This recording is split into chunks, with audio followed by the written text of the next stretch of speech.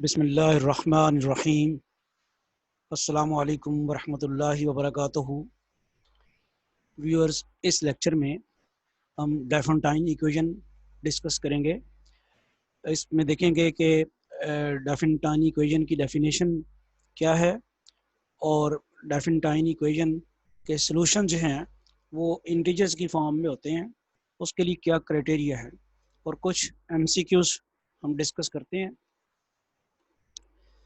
The Diophantine equation 6x plus 15y is equal to 71 has negative solutions, positive solutions, infinite solutions, no solutions. अब इसको समझने के लिए ज़रूरी है कि थोड़ी सी इसकी डेफिनेशन और उसका जो रिलेटेड थ्योरम है इसके सॉल्यूशन के मतलब वो हम देख लें। Linear Diophantine equation of the form ax plus by is equal to c, where a, b and c are integers, is known as linear Diophantine equation. Note that a solution to the linear Diophantine equation requires x naught y naught to be integers. ये जो Diophantine equation है एक linear equation है और ये सिर्फ आम linear equation नहीं है। इसमें इसका x और y की जो आंसर्स आएंगे वो इंटीजर्स आने चाहिए। वैसे तो इस इक्वेशन के सॉल्यूशन जो हैं वो इंटीजर के अलावा आ सकते हैं, लेकिन डायफोंटाइन इक्वेशन अगर हमने इसको कहना है तो इसके सॉल्यूशन इंटीजर्स आने चाहिए। और डायफोंटाइन इक्वेशन के सॉल्यूशन जो हैं इंटीजर्स आने के लिए एक थ्योरम है जो मैंने अपनी ग्रुप थ्री की बुक में भी प्रूव किया हुआ है, लेकिन इस वक्त हम सिर्फ इसकी स्टेटमेंट देखते हैं। The equation ax plus by is equal to c has integer solutions if and only if d divides c, where d is the gcd of ab। यानी x और y के जो कोफिशिएंट्स हैं उनका जो जीसीडी है वो सी को डिवाइड करेगा तो इस इक्वेशन के इन्फिनिट सॉल्यूशंस होंगे।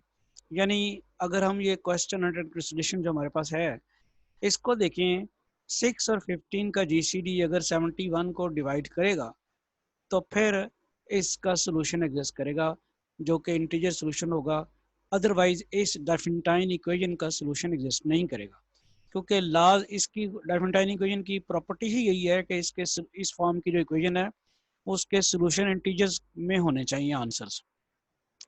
अच्छा, थोड़ी सी वर्किंग अप करके देखते हैं अपने क्वेश्चन के लिए। अगर इस क्वेश्चन को हम इस 6x plus 15y is equal to 71 को जनरल डायफोंटाइन इक्वेशन से कंपेयर करवाएं तो आप देखते हैं कि a 6 है और b 15 है और c 71 है। a 6, b 15 और c 71, 6, 15 और 71। अब हम इसका जीसीडी लेते हैं ए और बी का। 16 और 6 और 15 का जीसीडी 3 आएगा। 3 is the common divisor, greatest common divisor. इसके अलावा इससे बड़ा कोई इनका कॉमन डिवाइजर नहीं आएगा। तो 6 और 15 का जीसीडी 3 आ गया।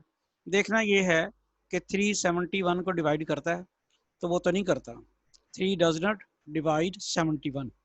3 चूँकि 71 को डिवाइड नहीं करता, लिहाजा 71 का सॉल्यूशन जो है सॉरी 3 चूँकि 71 को डिवाइड नहीं करता, लिहाजा ये जो इक्वेशन है 6x plus 15y is equal to 71, इसका सॉल्यूशन एग्जिस्ट नहीं करेगा।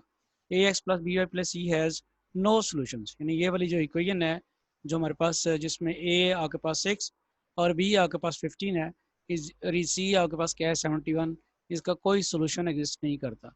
तो फिर इसका आंसर फिर क्या हुआ, डी पार्ट। डायफोंटाइन इक्वेशन के सॉल्यूशन एग्जिस्ट करने की क्या कंडीशन हुई कि ए और बी का जो जीसीडी है उसको सी को डिवाइड करना चाहिए। नेक्स्ट क्या है, a x plus B y is equal to c has integer solution if and only if d divide c. तो ये तो वही बात है, डी डिवाइड सी वेयर। अब डी पूछ रहा क्या है, क्या वो ए सी का जीसीडी है, नहीं। बी सी का जीसीडी है, नहीं, बल्कि वो ए बी का जीसीडी है। If P is a prime and P divides AB, then P divides A and P doesn't divide B। ये तो कोई बात ना, ये कंफर्मेशन तो नहीं है। ये कैसे गारंटी हम कर सकते हैं कि वो यकीनन A को ही डिवाइड करेगा, B को नहीं डिवाइड करेगा। अगली जो ये पार्ट जो है A को डिवाइड नहीं करता और B को डिवाइड करता, ये भी गारंटी नहीं कर सकते। P इज इक्वल टू 2 और P इज इक्वल टू 3, ये भी कोई गारंटी नहीं है।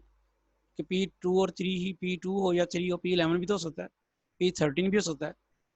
तो इसके बारे में देख लें कि P डिवाइड्स A और P डिवाइड्स B, ये ठीक है कि अगर P जो है दो नंबर्स की, P प्राइम नंबर है, प्राइम नंबर अगर दो नंबर्स की प्रोडक्ट को डिवाइड करे तो यकीनन वो उनमें से किसी एक को लाजमी डिवाइड कर रहा होगा, दूसरे को भी कर सकता है, लेकिन जो श्योरिटी है, श्योर बात है, वो क्या है कि वो कम से कम एक को तो ज़रूर डिवाइड करेगा।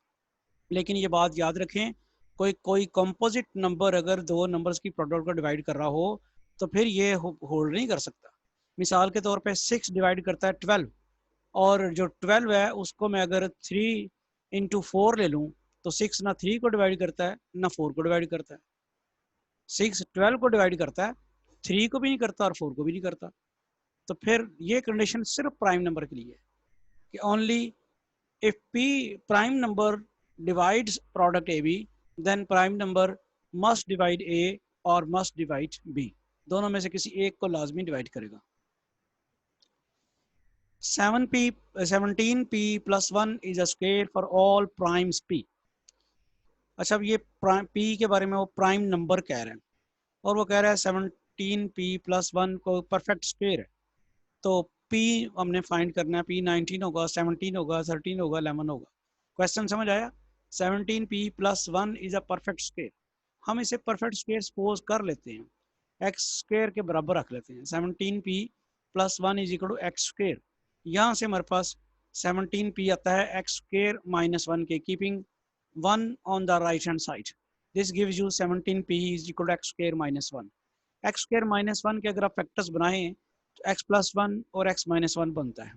अब हमारे पास दो नंबर्स लेफ्ट साइड पे हैं, एक 17 और एक P है, और दो नंबर्स राइट साइड पे हैं, एक x + 1 और एक x - 1। क्या क्या पॉसिबिलिटीज हो सकती हैं?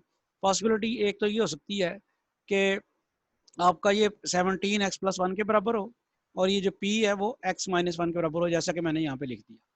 यहाँ से फिर x की वैल्यू निकलेगी 16, और P की वैल्यू, अगर हम x की वैल्यू 16 निकलती है तो x यहाँ से देखें 16, और उसी 16 को यहाँ पे अगर हम पुट करते हैं तो P की वैल्यू क्या निकलती है? P की वैल्यू x + 1 17 हुआ तो x की वैल्यू 16 हुई। यहाँ फिर x की वैल्यू 16 पुट करें तो P की वैल्यू 15 आ जाती है। लेकिन P तो प्राइम नंबर है, तो P 15 तो नहीं है। इसका मतलब ये वाली पहली पॉसिबिलिटी जिसमें हमने कहा था 17 x + 1 के बराबर और P x - 1 के बराबर, वो ठीक नहीं है। दूसरी पॉसिबिलिटी क्या हो सकती है? दूसरी पॉसिबिलिटी ये हो सकती है कि आपका जो 17 है ये हो x - 1 के बराबर, और जो आपका P है ये हो x + 1 के बराबर, जैसा कि अब यहाँ पे हम लेने लगे हैं। अगर ऐसा हो तो फिर क्या हो सकता है? सेकंड पॉसिबिलिटी क्या है कि 17 जो है वो x - 1 के बराबर है और P जो है वो x + 1 के बराबर है। यहाँ से x की वैल्यू निकलेगी 18, और x की वैल्यू 18 वहाँ पे डाल के, जहाँ पे x की वैल्यू 18 डाल के P 19 आ जाएगा। ये बात तो फिर एक्सेप्टेबल है, P 19 प्राइम नंबर है, तो फिर इसका मतलब है कि इसका ऑप्शन, इस ऑप्शन 41 में A ऑप्शन जो है दैट इज करेक्ट ऑप्शन।